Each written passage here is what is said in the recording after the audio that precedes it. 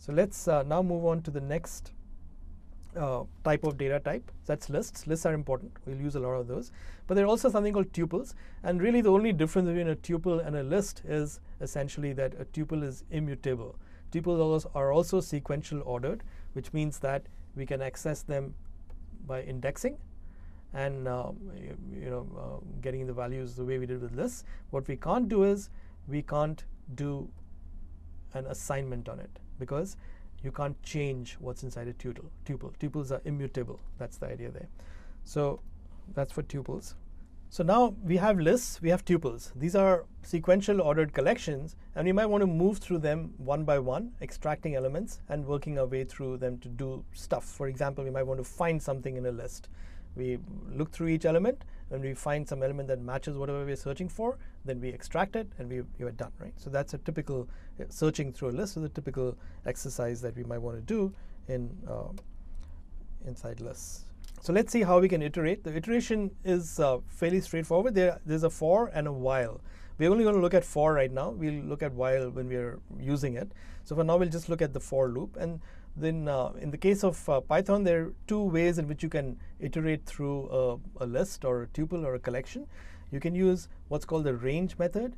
And in the range method, what we're doing is we specify a collection of indices, and we're going to draw from this collection of indices sequentially to get values. So when you think of a list here, any list is really a collection of locations, right? 0, 1, 2, all the way to n.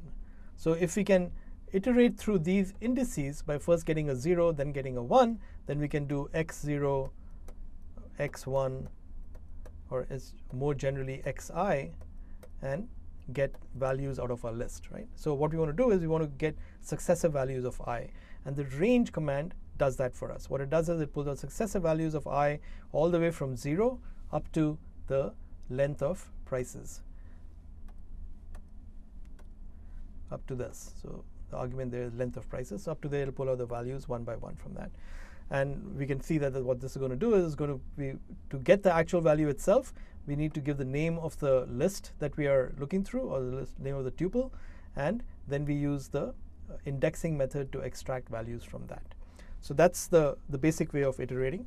The second thing we can do is we can access items sequentially by going directly to the items itself. So we have a list here called prices, and what we say is that for each element of the list, pull an element out and assign it to the variable stock prices. So stock price is going to be, first it's going to be AAPL 96.43, then it's going to be IONS 39.28, and then GS 159.53.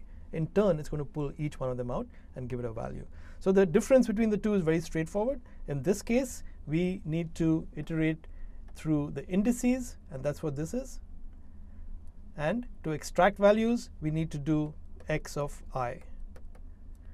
And in this case, what we need to do is we iterate through values itself. So we could say for thing in x, and each value of x will become a value of thing in turn, and then we can do whatever we want with it. So that's the basics of iteration, and you can control the iteration using a break and else, and there's also a continue. We'll look at that when we're actually writing programs. So inside a for block, you can use a break to exit the block prematurely. So when you think of a for loop and you're iterating through a collection of some sort, let's say the collection has 10 items. So you can say, hey, the iteration will end normally if I've gone through all 10 items. That's a normal iteration. However, there may be times when you want to get out of the item early. Like for example, let's say you're iterating through the inventory of Walmart, right? The inventory of Walmart is millions of items, or the inventory of Amazon, which is billions of items, right? So you want to iterate through all this stuff, and you're looking for a particular item, and the very first item you find matches. You don't want to go and start looking at the other 1 billion minus 1 items just for no reason at all, right? That you already found what you wanted. You want to exit from it. So what you would do is you would say something like this: for item in prices. So prices is our list here, and we are searching for this ticker. If item 0, so each item in turn is this tuple, right? So item 0 is the ticker in the tuple, and it says if item 0, that is the ticker in the tuple, matches the ticker that we've input, then print it. Print the value of the second thing, the 96.43, for example, if it were Apple. And we found our item, so break out of it. What happens with the break now is that the execution, when you hit the break, is going to go from here and go to this statement here. The for is ended. So that's how the break works. It just breaks out of the loop and goes to whatever the next statement after the for block is. So you can think of the for as being one compound statement that's this entire block. If, however, we go through all the prices in this loop, or all the items in Amazon, all the billion items in Amazon, and we don't find what we are looking for, which means that we've gone through everything and we haven't, this condition over here has never been true. So we've never hit the break. Then, but we've finished prices completely. Then what's going to happen is that the control will transfer to the else part. And in the else part, we're saying print, sorry, ticker was not found in my database, and it does that and prints that out. So the idea here is that the else will occur if the loop never hits a break. So it's a sort of a default condition, right? So you're looking through a collection of some sort. You're looking through your backpack to find your calculator or your iPhone. You take each item out one by one, and you don't find it. So what do? You know, I guess you find a payphone if you're looking for an iPhone, right?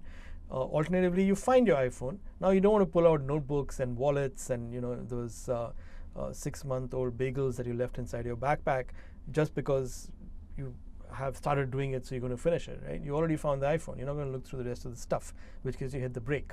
If you don't find it, you hit the else and go to the payphone. That's the idea there. So that's the basics in for. So let's go and take a look at how this works in practice. So let's see here. We've got a basic for here. We have a list X which contains these numbers, and we want to index to take the indices 0 through whatever the length of this list is, and that's what we get here, right?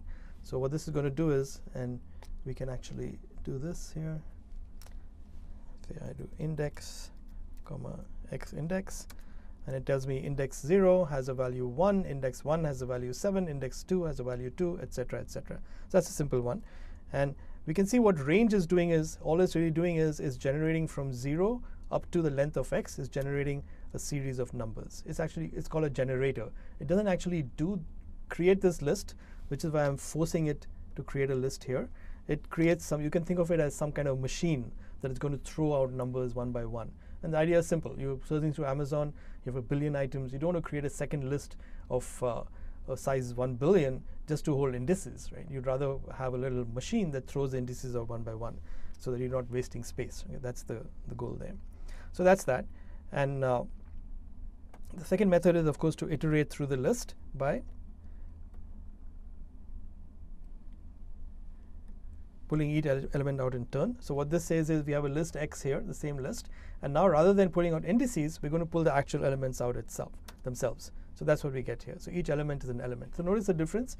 Here we're printing element, and here we are printing X index. Okay, so we have to refer to X explicitly inside our loop. Here, once we've put in X over here, there's no reference to X inside the loop anymore. We don't really need that anymore.